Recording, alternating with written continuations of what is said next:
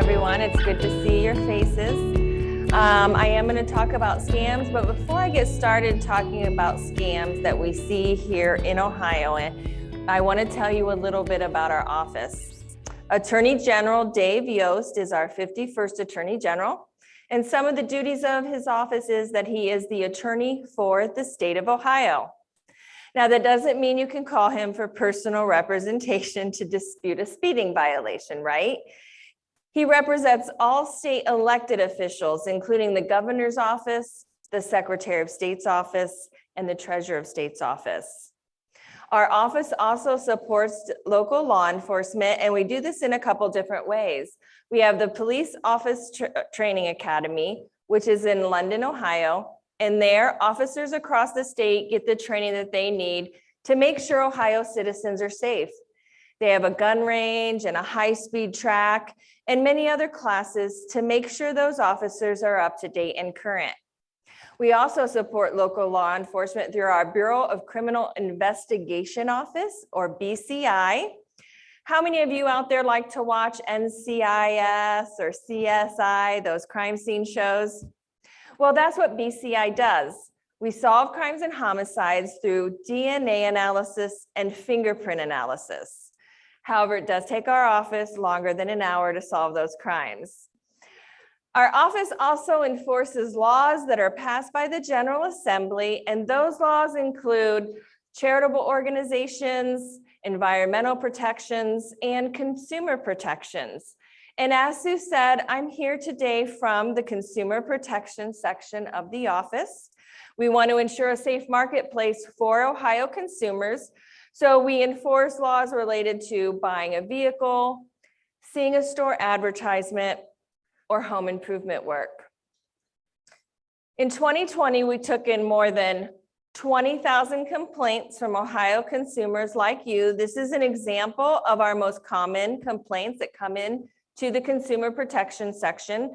And I've been doing this particular position for a little bit over 8 years. And year after year, motorized vehicles tends to be number one.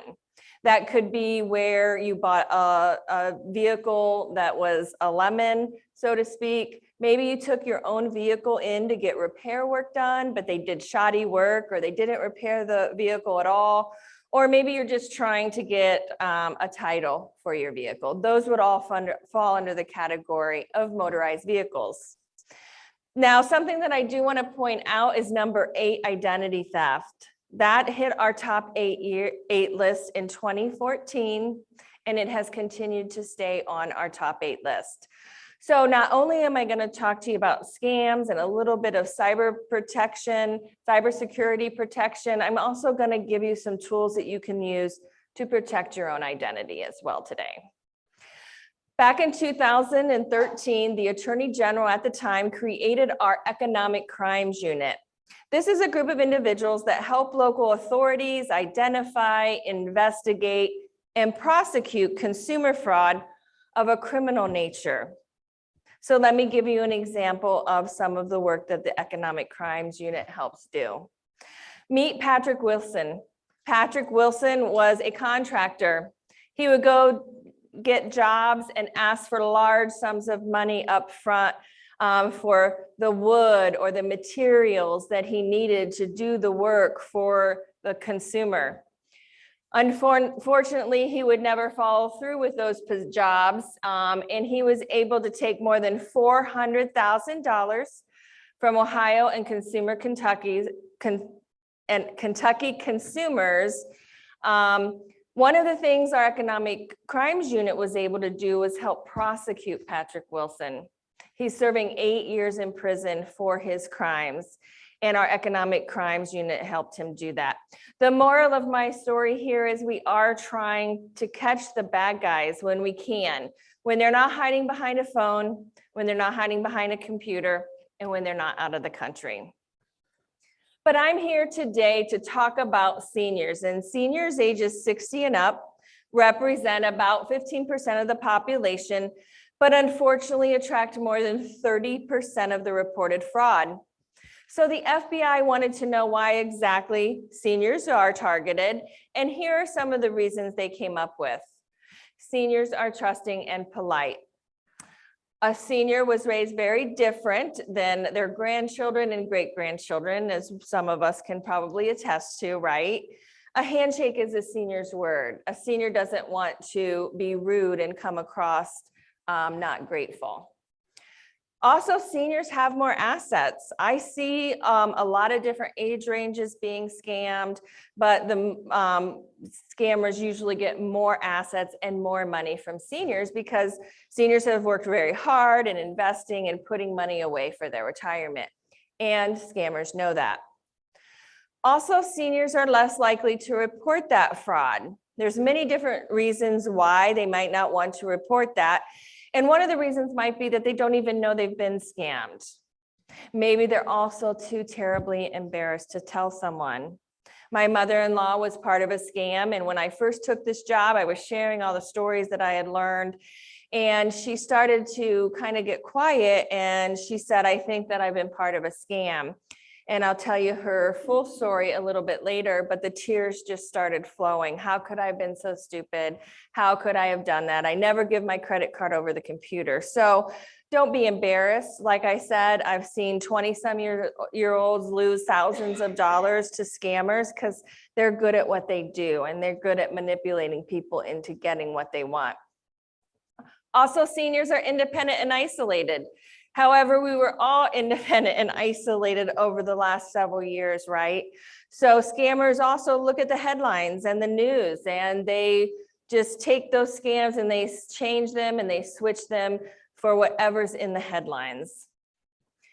So scammers use a variety of tactics to get to all of us, and I'm going to point out a few red flags and tactics that these scammers use.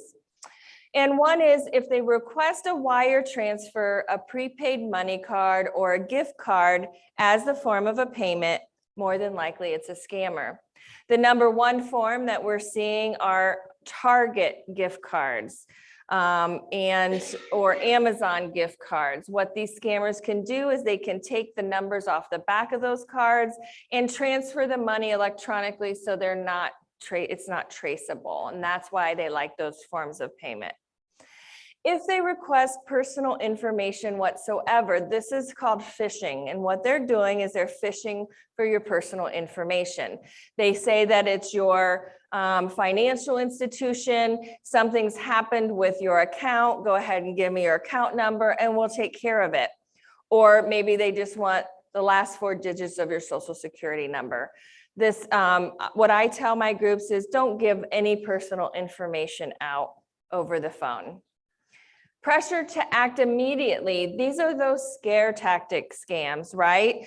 I don't know if you remember about 5 or 6 years ago, this is the IRS and you owe back taxes. And if you don't pay immediately, we're going to come and arrest you. What these scammers want to do is they want to catch us off guard. Then they want to scare us into thinking something bad is going to happen. And then what they'll do is they'll come alongside us, but don't you worry, I'm going to help you take care of it and tell you exactly what you do to get out of this trouble. Request to keep the conversation a secret. Of course, these scammers don't want you talking to somebody else where they can convince you that it is a scam or that it isn't legitimate, right? So we see this a lot of times in the grandparent scam or the sweetheart scam, when they say, you know, for the grandparent scam, don't tell mom and dad, I'm already in trouble enough. Just take care of it for me, grandma. And then I'll tell them in person. So that's how they can get the money that they want or continue the scam. Guarantee to make money.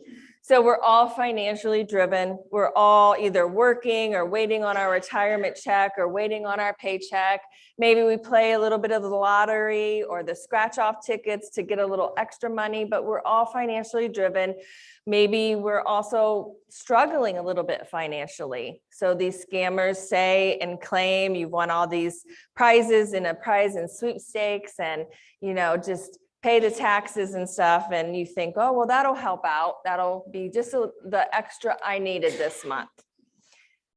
Request for a large down payment. Like I said in the story with Patrick Wilson, he asked for large sums of money for materials to make pole barns and do additions and whatever. You don't have to put large sums of money up front if you have a contractor or you're working with someone. All you have to do is put a third of the money down, wait until the job's halfway through, put another third, and then wait until you're happy and the job is completed before you finalize payment. No contract or nothing written into the contract. So for example, if you happen to be in the market for a vehicle, you go to the car dealership and the salesman, you take it for a ride and you come back and the salesman says, well, today and today only, I'm going to take $2,500 off this car. Well, you better make sure that they put it in writing, because at the end of the day, it's their word against your word, right? So try to get everything in writing. If they won't provide a contract or put anything in writing, they're not an upstanding business and you shouldn't be doing business with them. And obviously, sending money out of the country is another big red flag that it's a scam, right? So let's go ahead, and just because we're still kind of in COVID, I want to share some examples of how these scammers, like I said, they look at the news, the headlines in the newspapers, and they just switch these scams to provide and help with whatever tragedy or thing is happening. So we'll watch this video clip and then we'll move on. This year, COVID-19 has made staying safe more important than ever. But protecting yourself goes beyond wearing a mask and social distancing. You also have to watch out for a different threat: scammers, people who prey off the public's fears surrounding COVID. The Ohio Attorney General's office urges you to watch out for these new scams, which may come in the form of a phone call, text, a social media post, or even a knock on your door, offering you a stimulus check, a COVID home test, or even a cure.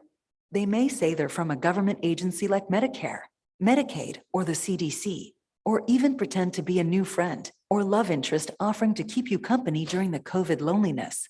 The person on the other end may ask for personal information, like your social security number, or ask you to send money in the form of a gift card or wire transfer. If you're contacted by someone like this, don't respond. Ignore all texts, emails, and calls that were unsolicited. Never share any personal or financial information with someone you don't know. And if you feel pressured, if something doesn't seem right or seems too good to be true, end the conversation immediately. These are different times, but one thing hasn't changed. Scammers are still out there, so protect yourself. Keep your guard up and stay safe. If you suspect a scam, contact Ohio Attorney General Dave Yost's office by visiting ohioprotects.org. So that's exactly what I was talking about. And the other thing I just want to tell you is one of my biggest tips is if it sounds too good to be true, then it probably is, right? We know there's no cure, there's no special, medication, or let's say we do another round of vaccines, sometimes we were hearing that scammers would call and say, well, we can bump you up in line or bump you up in time to get that shot to protect yourself or whatever. So just be aware that, like I said, they just change these scams to whatever's in the headlines. So here is another scam, and I kind of alluded to it a little bit earlier on the grandparent scam. I have another video clip from Nora O'Donnell. She did a piece and they interviewed a scammer. And so we'll go ahead and watch this and then we'll talk about more tips after the video. Whoops. All right, a warning tonight about deceptive thieves robbing elderly victims, sometimes on their own doorsteps. We'll show you how the scam works and reveal inside secrets from a con man who pulled it off many times. Carter Evans reports tonight. Hello. You're watching a scam artist in action. Okay, bye-bye. He just took $10,000 from Barbara McCullough. It all started with a phone call from someone claiming to be her grandson. I said, you really doesn't sound like you, but he said, I have a horrible cold. Then he started crying. The caller said he needed bail money fast. I went down to the bank and drew $10,000 out. What's unusual is the scammer was caught on a security camera. How often does one actually come to the victim's home? This is only the second time in the 15 years that I've been working in these types of crimes. Grandparent scams are one of the fastest growing crimes, and they all begin with a cry for help. Hi, Grandpa. Hi, you know who this is? Randy? Yeah. Nationwide, seniors are cheated out of nearly $3 billion a year. That's the official estimate. I've heard upwards of $10 billion every single year because a lot of these crimes aren't reported because a lot of times they're very ashamed. You can make 10 grand sometimes in a day if you do it properly. A few years ago, I interviewed a con man in federal custody about his scam. Once you get them emotionally involved, then they'll do anything for you. I felt flattered that he even called me. Well, he called me. He didn't want to upset his parents. That's what I thought. Detectives are now trying to track down that scam artist, and they say seniors should try and verify who's calling by asking a very personal question that only a family member would know the answer to, and also call a relative before handing over any money. Nora? That's good information, Carter. Thank you. So that's exactly what we see. And like I said, some of the things, Easter's right around the corner. So it's a perfect time when you're gathering with family to have a conversation with them. You want to come up with a code word or maybe somebody's nickname that only your family members know to verify, to ask those questions. And I don't know if you noticed in the beginning of that telephone conversation, he offered the name of the grandson. So you don't want to do that. You want to be the one asking all the questions. Also confirm with family. We probably all either have a landline and maybe a cell phone or something at our home, a computer. So contact that grandson or granddaughter or your own son or daughter to verify if they actually are in trouble. I've heard many people tell me that I don't even have grandchildren because those scammers don't care. The likelihood that they're going to get someone that has a grandchild is higher. And don't send that money, try to stop, try to think through it. Don't let your emotions, like he said, when they're emotionally involved, they'll do anything. I have been to many places where I have seen where once the woman sent all the money to this love interest, he started asking for jewelry and gold and silver, and they just never give up. So don't send that money. So the imposter scam, we see this in many different forms, and it's just someone impostoring maybe a government agency such as the IRS, like I said, or Social Security, or even our office. So I have another quick video clip that we can watch, and then we can discuss this scam. Explain that to me again, please. All right, here's the deal. I'm going to pretend I'm with the IRS. I'm going to say you owe back taxes and threaten you with jail time. That'll scare you into giving me a whole bunch of your money. I also need your Social Security number too, because then I can really take you to the cleaners.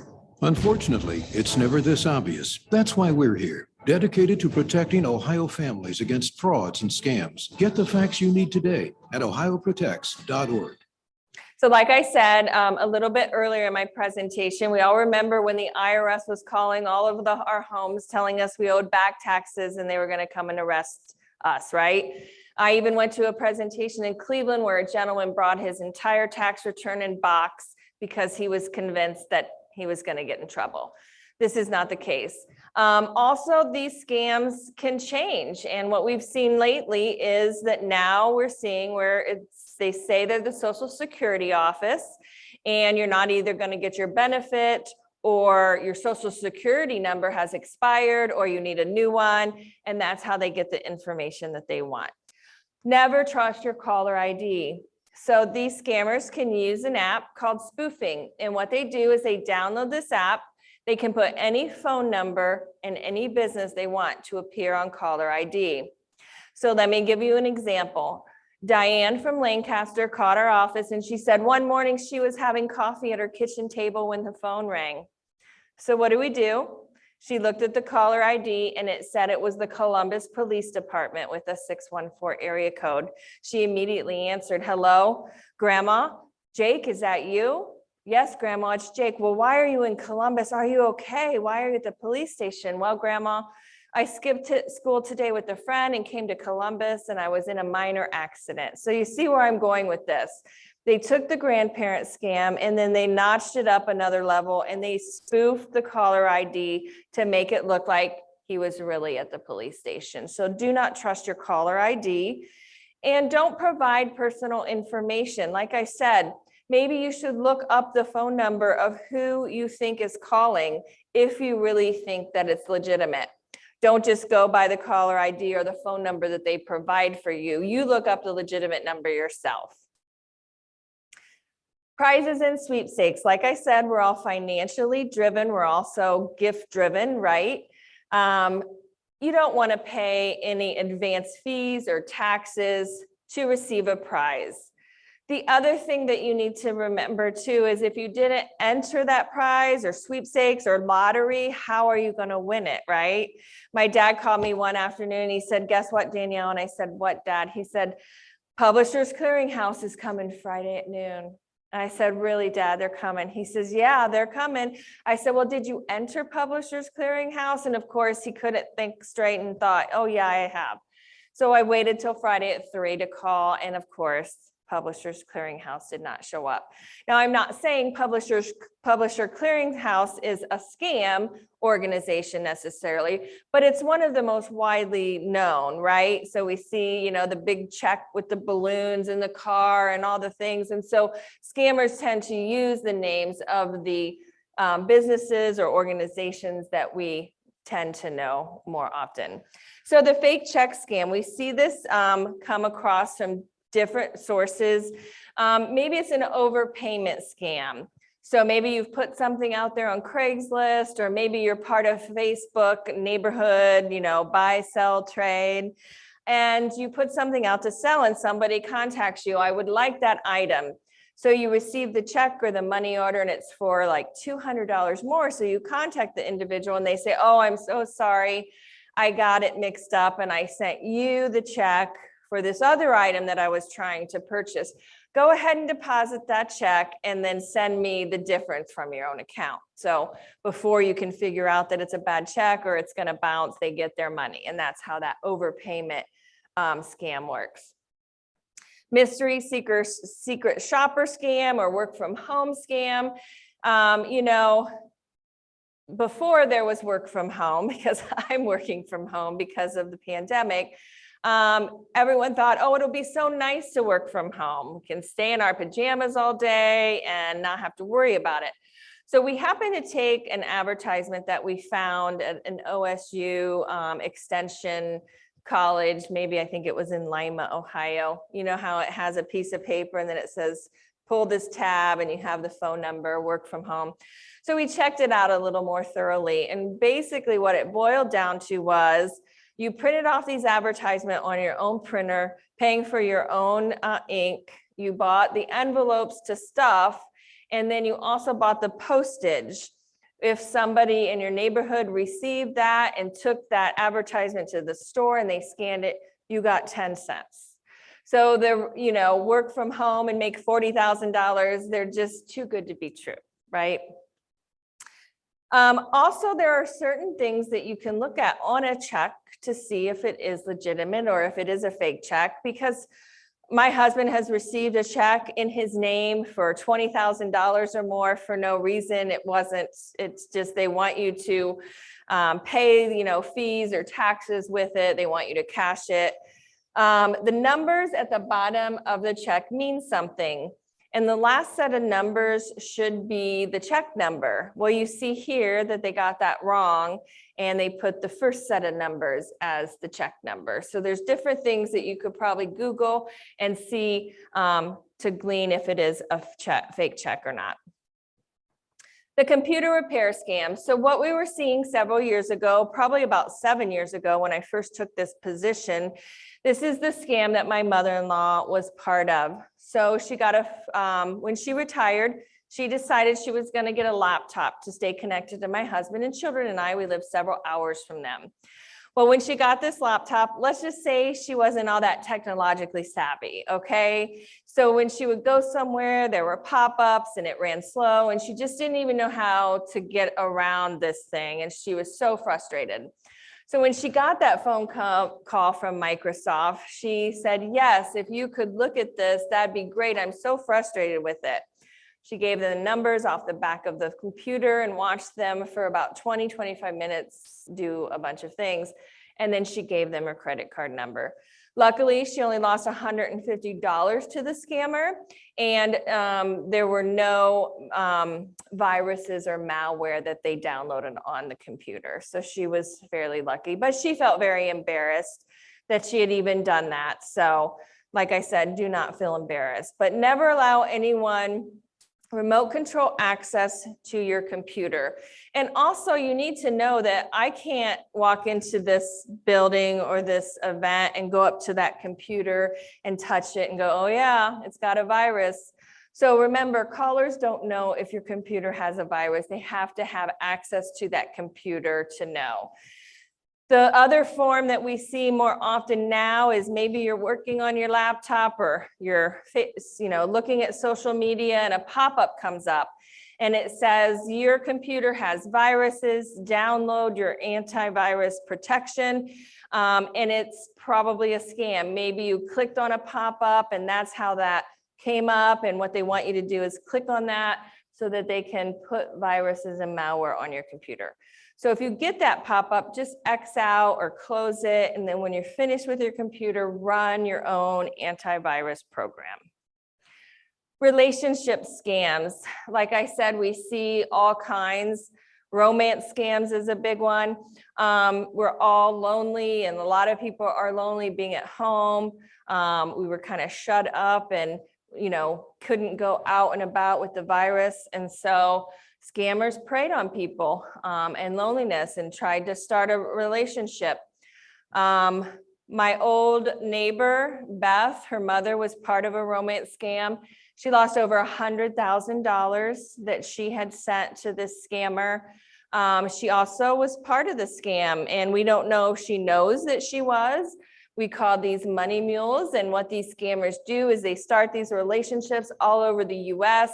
Then they use them to either, take the money, take the checks that they've gotten and transfer it so they're not tracked as much. And so it goes from this place to this place and back. We found multiple checkbooks and different people's names that she had opened. So just be aware of that. Social media scams. The other thing you want to be careful about. So for instance, let's say you're on Facebook and you get a friend request and you think to yourself, well, I thought I was already friends with them. Make sure you go to your friends list on Facebook and see if you're already friends with them. Because if you don't have any protections on your settings, anyone can go on your Facebook page and see what you've posted. So for instance, my friend did this. Well, she didn't do it to me, but a scammer tried to. She has a Facebook account. She travels quite often, but she hardly ever posts anything on Facebook. But she's posted enough so that this scammer knew that she traveled. So I got a Facebook message from my friend Yvonne that says, hello, how are you? Well, I was just with her on a church retreat the day before. So that kind of clued me in. And then I went to my Facebook friends list and saw, yeah, I'm already friends with her. I had forgotten because, like I said, she doesn't put a whole lot of things on Facebook. So be careful. Make sure you're double checking and triple checking. So let's switch gears a little bit and talk about staying safe on your computer and in cyberspace. You want to make sure to maintain a clean computer. And like I said, that's putting antivirus and anti-spyware programs on your computer. At the end and at the back of the tables there's some publications, and you can look in there and we give a suggestion of where you can go to research these products to make sure you keep a clean computer. You want to delete those suspicious emails that you get. And again, they are tricky, but there are red flags. If you read it and it just doesn't sound right, maybe it doesn't sound like the way that we would talk, or a lot of times you can take your mouse and you can hover over the address of where they say it's coming from, and it won't be the same address, or it'll tell you exactly where it's coming from. I just think these days I get so many emails and a lot of them just have silly characters and numbers, or they try to say that they're from Amazon and my account, they're going to stop shipment if I don't update, my credit card information. I never click on those or respond to those. If I didn't get a package, I would call customer service and check it out, right? Beware of those unknown attachments, downloads, and links. Those links and things that you click on, that's where these scammers and these people, bad people on the computer put viruses and malware on. And so that's how they get into our computer. Watch out for scam websites and pop-ups. Sometimes scammers use the first few websites that come up, maybe when you do a Google search. I had told my dad that he needed to do a credit, run his credit reports. And I'll give you a little more information about that when we talk about identity theft. Well, he forgot where I told him to go, so he just did a Google search, free credit report. Well, the first ones that come up claim they needed just a one-time fee of $20. So he paid it. And then every month his card was charged $20 until we were able to take care of it. So watch out for those scam websites, and don't provide personal information over public Wi-Fi. So for instance, if you want to do some shopping or banking, I would suggest not doing it at a library with a free Wi-Fi where somebody else can just be watching all your keystrokes. Make sure you have a secure Wi-Fi with a password before doing anything of that nature. So again, I'm going to switch gears and we're going to talk about identity theft. And identity theft occurs when a person obtains and uses your personal information without your permission to commit fraud. So what are some warning signs? What can you look out for that maybe would be a red flag that you have been compromised or your identity has been compromised? And the first one would be denied credit. Maybe you go to the mall and you just get, doing some shopping, you go up to the cash register and they say, well, do you have an account with us? Would you like to open one? You can save 25% today. And you decide, yeah, that sounds like a pretty good deal. And then they deny you and you've never been denied. That would be your first red flag that something might be going on. Unauthorized charges on your bank statements and credit card statements. It's so important to look at those statements to make sure those charges are really yours. Last winter, this happened to us, and my husband does look at our credit card statements, and he said, why are we getting all these charges for Uber? And I said, well, we haven't gone anywhere because nobody's going anywhere. Well, we looked into it further, and it was Uber International even had charged almost $300 to our card. So of course we contacted our credit card company and they took those off. You have 60 days or 2 billing cycles through the Fair Credit Billing Act to dispute a charge. Debt collectors start contacting you. This is another red flag that something might be going on. Maybe you receive unfamiliar bills or you no longer receive mail. If for some reason you don't get that credit card statement the middle of the month, it is not a gift to you from the credit card company, right? You still owe that money that you have used. But it's so easy. I mean, these scammers and people in our neighborhoods will go through your trash, they'll steal your mail, and they'll do whatever they can to get this information. And all of these things have happened to me or my family. My husband took the trash out one morning and there were trash all around the back alley in Clintonville.